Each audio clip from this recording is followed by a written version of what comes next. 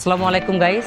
আজকে আমরা চলে আসছি আমাদের বেলকুচি উপজেলার যে উপজেলা ভবন, সেটা দেখেন এই উপজেলা, এটা হলো উপজেলা প্রাঙ্গণ আর এটা হলো উপজেলা ভবনের প্রধান ভবন আর কি, এটা 6 তলা। তো আমি আজকে দেখাতে আসছি যে দেখেন আমাদের উপজেলা ভবনের যে চারপাশে বিভিন্ন আম, তারপরে নিম, তারপরে আরও কিছু গাছ আছে, বিশেষ করে আম গাছই বেশি। তো দেখেন এই গাছে অতিথি পাখি, আপনারা তো জানেন যে বাংলাদেশে প্রতি বছরই শীতের মৌসুমে অতিথি পাখি বাংলাদেশে আসে।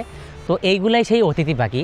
এই পাখিটার নাম হচ্ছে এশিয়ান ওপেন বিল স্টার, এটা বাংলা নাম হবে শামুক বক, যাই হোক শামুকখোর বক এই পাখিটার নাম।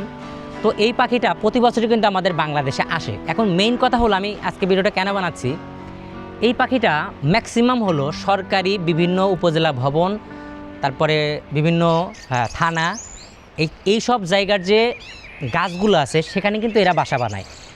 একটা জিনিস লক্ষ্য করছেন কি না, যে এই সময়টা এসে এই পাখিগুলা, এদিকে দেখেন অনেক পাখি আছে, এই পাখিগুলা তাদের যে বাংলাদেশ এবং আমাদের দক্ষিণ এশিয়ার যেগুলো দেশ আছে, যেমন বাংলাদেশ, নেপাল, তারপরে শ্রীলঙ্কা, ভারত, তো এই সব মানুষের উপর কিন্তু এই সব পাখি আস্থা হারিয়ে ফেলেছে।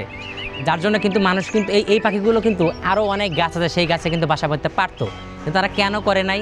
তার মেইন রিজন হলো এইখানে প্রশাসনিক নিরাপত্তা আছে। তো এই পাখিগুলো হয়তো বুঝে গেছে যে তারা যদি এই প্রশাসনিক ভবনের আন্ডারে যেগুলো গাছ আছে সেগুলোতে যদি তারা বাসা বানে, তাহলে কিন্তু তারা নিরাপদে থাকবে, তাদের সাধারণ মানুষ হেনস্থা করবে না, তাদের ধরবে না। তো এই যে আশা, তারা কিন্তু কেন কিভাবে বুঝলো? হয়তো এটা যুগে যুগে একদিনে হয়নি, যুগে যুগে মানুষের ব্যবহারে তারা অতৃপ্ত হয়ে তারা নিরাপদ আশ্রয়স্থল খুঁজতেছিল বাংলাদেশের মতো এইসব দক্ষিণ এশিয়ার দেশগুলোতে। তারপরে কিন্তু তারা কিন্তু এইসব গাছের যখন সন্ধান পেয়ে গেছে, তখন তারা বুঝে গেছে যে আমাদের বাংলাদেশে আসলে আমাদের নিরাপদ জায়গা হতে পারে সরকারি প্রশাসনিক বিভিন্ন গাছপালাতে।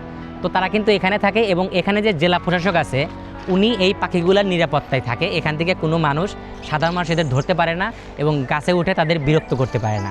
তো এই আশ্বাস নিয়ে কিন্তু তারা এই বাংলাদেশে আসে। তো এই পাখিগুলো অনেক সুন্দর, পাখিগুলো আয়তনে অনেক বড় হয়, প্রায় একটা করে পাখির ওজন প্রায় 2 কেজি 2.5 কেজির মতো হয়, একটা হাঁসের সমান ওজন হয়। অনেকে এই হাঁসের এই পাখির বাচ্চা নিচে পড়ে গেলে সেটা কিন্তু জবাই করে খাওয়ারও একটা রেকর্ড আছে। এর মাংস বলে খুবই সুস্বাদু। তো এই পাখিগুলো সাধারণত নভেম্বর জানুয়ারির মধ্যেই বাচ্চা দেয়। এখন কিন্তু প্রত্যেকটা বাসাতেই কিন্তু বাচ্চা পরিপুষ্ট হয়ে আছে, বাচ্চা ওড়ানোর একটা ট্রাই করতেছে, এরকম পরিস্থিতি আছে। এইখানে 5টা গাছ, এই যে এইখানে 5টা গাছ আছে, আবার ওই দিকেও কিন্তু 5টা গাছ আছে। এই সবগুলা গাছে কম করে হলেও 1 লাখ 2 লাখ 3 লাখের মতো পাখি থাকতে পারে।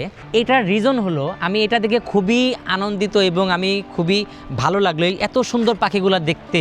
মানে ক্যান ইউ ইমাজিন দ্যাট? আপনারা খুব কাছে এসে দেখলে হয়তো বুঝতে পারবেন। দেখেন এই পাখিগুলোর অনেক বড় বড় ঠোঁট হয়, তারপরে কি সুন্দর কালার, এটাকে বলে হয়তো গ্রে কালারের টাইপের আর কি, কালো দিয়ে মিক্সার করা। এই পাখিটা সাধারণত বাংলাদেশ, শ্রীলঙ্কা, ভারত, মায়ানমার এইসব দক্ষিণ এশিয়ার দেশগুলোতেই পাওয়া যায়। এদের প্রধান খাদ্য হলো শামুক এবং জলজ প্রাণী এবং জলের যে কেঁচো থাকে সেগুলো। বিশেষ করে বাংলাদেশের যেহেতু খাল বিল নদী নালার দেশ, তো এই জন্যই তারা কিন্তু প্রতি বছর শীতে হলে এই দেশে চলে আসে। আবার যখন গরম পড়ে হয়তো তারা এটা গরমটা অনুভব করতে পারে না, তার কারণে তারা চলে যায়। তো যারা হয়তো বেলকুচিবাসী আছেন অথবা সিরাজগঞ্জের মধ্যেই আছেন, তারা যদি এই পাখি দেখতে চান তাহলে কিন্তু আপনাদের আসতে হবে বেলকুচি, মানে সিরাজগঞ্জের বেলকুচি উপজেলার যে মেইন ভবন সেই ভবনে আসবেন। এটাই হলো মূলত বেলকুচি। দেখেন এখানে উপজেলা খাদ্য নিয়ন্ত্রণ বিভিন্ন কার্যালয় এখন মোটামুটি এখানে চলতেছে। তো এই কার্যালয়টা মোটামুটি অনেক বেশি ডিজাইন করা হয়েছে, এখানকার জেলা প্রশাসক হয়তো এখানে একটু কাজ করতেছে। সো গাইজ দেখতে পারেন, ভালো লাগতে পারে। সো গাইজ বাই, ভালো থাকেন, টাটা।